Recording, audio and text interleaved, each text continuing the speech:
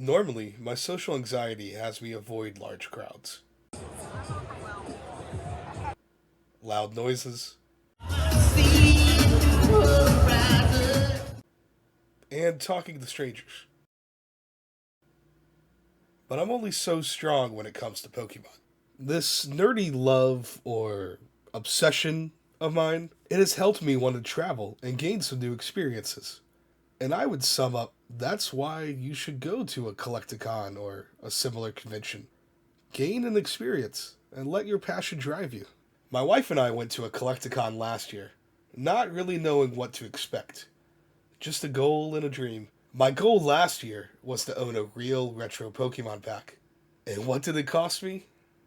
Everything. I didn't have enough money to buy the Neo Genesis pack I wanted, and had to trade to get the opportunity to own this pack. This pack that would only cost me $4 when I was in elementary school.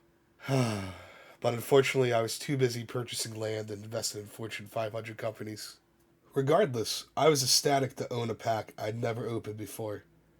And unfortunately, I didn't wait long to open this pack and learn that I really should have kept it sealed. Crokinole and Miltank. It was our rare. No! We got Focus Band. Oh, I got Bayleaf and Crokinole. No Totodile. Dang. Oh, no, you should have kept it sealed. This year, however, I had a different goal. I wanted to add some really cool cards to our family binder. I wanted to do my best to stay away from my favorite form of legal gambling, or at the very least, open packs at a reasonable level. If you're not aware of the Family Binder, I recommend you watch our first video, where I introduce the concept of the Family Binder and our goal to collect all 1,025 Pokemon currently available. If you'd like to skip and see the binder updates, here's the time code you can skip to. But real quick, I wanted to talk about what you can do at a Collecticon. When you first walk in, you'll see some big booths and some names you might recognize, like PSA or a giant booth that mentions they're willing to buy your cards. Let's start with PSA. While I've never graded with PSA before, I have looked up videos on the process, and I've asked the booth attendees last year what the process was like. There doesn't seem to be a monetary advantage to submitting at a convention, but the workers will be helpful to you. Make sure your paperwork and your submission process is correct. If you've been thinking about grading some cards or pull something very cool at the card show, they're there for you. As for the We Buy card booths, if you have some cards or some sealed product you just want to offload and receive some cash, these are the tables for you. They typically belong to a larger online business, and they come to these shows to stock up on some inventory. Typically, they're willing to pay somewhere around 70% on the sold value of your cards. So make sure you double check sold on eBay or TCG Player for this. And honestly, as a guy who sold a couple cards online, that's about what you'll get after eBay fees. So if you're just looking to get the money right then and there, it's convenient. But if you're a collector and you really want a little more bang for your buck, instead of trading your cards for cash, you can trade them towards bigger cards that you couldn't normally justify the purchase of.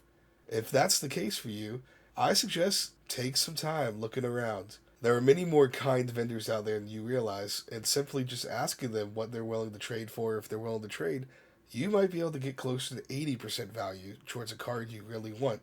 And honestly, if you're carrying something that sells quick, they might even give you even more. For example, the tag team cards for the Sun and Moon era are always popular. And with Legend ZA coming around the corner, Mega Evolution cards are starting to pop off. If you have something like that, you might find a vendor willing to go up to 90%. I've seen crazier things happen. Just don't be afraid to ask and don't be rude if they say no. Now, if you're being dragged to this convention against your will, I mean, you are very supportive of a special nerdy someone, and you want to know what you could do, well, I have a few suggestions.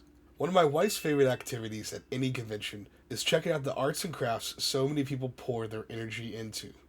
There are celebrities that you could do meet and greets with, and have them sign something special of yours.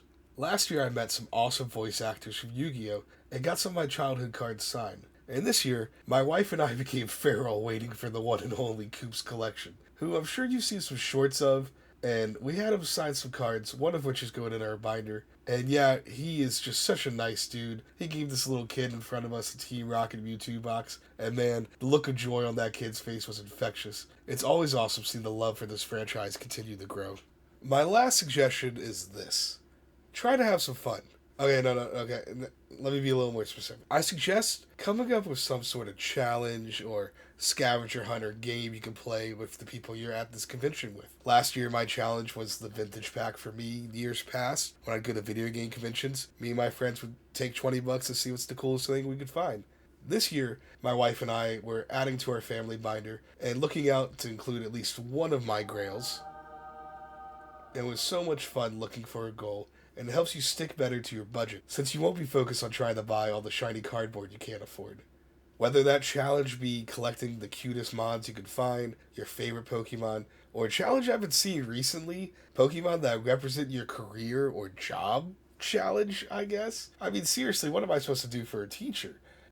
Having these goals helps the journey be so much more fun. The journey together. Alright, here it is. My wife and I's haul from this Collecticon. Some of this is going into our own personal collections, but much more of this is going to our family binder. And while I let this footage roll on us adding the cards to the family binder, I thought I'd let my wife say some of her thoughts on the Collecticon. Alright everybody, here's the real deal. Collecticon is an adventure in itself as someone who's really only there for the cute cards, cute art, and any gambling gimmicks that might catch my eye. I'm not one to look for graded slabs or spend my very minimal life savings on some cards, but I do enjoy walking by tables and tables of Pokemon merch that I never even knew existed. Every convention we go to, I make it my mission to find as many Shaymins as possible. And not just any Shaymin, but landform Shaymin only, because it is the superior form of Shaymin. Now, Shaymin is not an easy mon to find, but luckily Destin Rivals just came out with an alt art. However, I already have it. And if I had a nickel for every time someone said, "Do you have the Destin Rivals Shaymin art rare at this convention?" I'd have enough to actually buy a graded version of every Shaymin ever. Collecticon is definitely the place to find some slabs and high value cards, but for someone looking for commons, it's not always a success. Although I didn't get any Shaymins that I needed, I found quite a few pickups of the cutie patootie cards that will fit nicely into my binder. Collecticon may be geared towards the Gem Mint 10 collectors, but the number of binders, boxes, and under $20 cases was enough to keep me invested. Now, my favorite part of conventions is always the artist alley. Collecticon didn't separate the artists from the vendors this year, but tucked in between the massive vendor tables were some amazing artists with Pokemon, Yu-Gi-Oh!, Dragon Ball, even TV movie merch that I absolutely adore. I picked up some Gachapon Mystery Ditto pins this year, but I'd say if you're someone who's not really into the card part of Collecticon, it's still worth going and checking out all the amazing small businesses and artists and creators. They also tend to be the most friendly. This is my first year at Collecticon where I felt like a real collector. I made deals with vendors, I waited hours in line to meet Pokemon YouTubers, and I walked away thinking, man, I spent way too much money. As someone who takes a back seat in a lot of our collecting adventures, I felt like I contributed greatly to our binder and to my own personal collection. I even have an official Voltex binder waiting for me back home to add all my non-family binder pickups to. So I guess if you're looking for a Pokewife review, I'd say Collecticon is definitely worth it. It's not nearly as crowded as some conventions that we've been to. GalaxyCon. It's overwhelming without being overstimulating, unless the Yang Yang twins are there, and if they are, I'm so sorry. And it's just fun. Watching my husband make deals, meeting celebrities of some of our beloved characters, and finding cards that I'll never pull makes it all worth the price of the ticket. And if you get a chance, I hope our video has convinced you to give Collecticon a try. And now, keep looking through our polls and look out for a special surprise in the outro.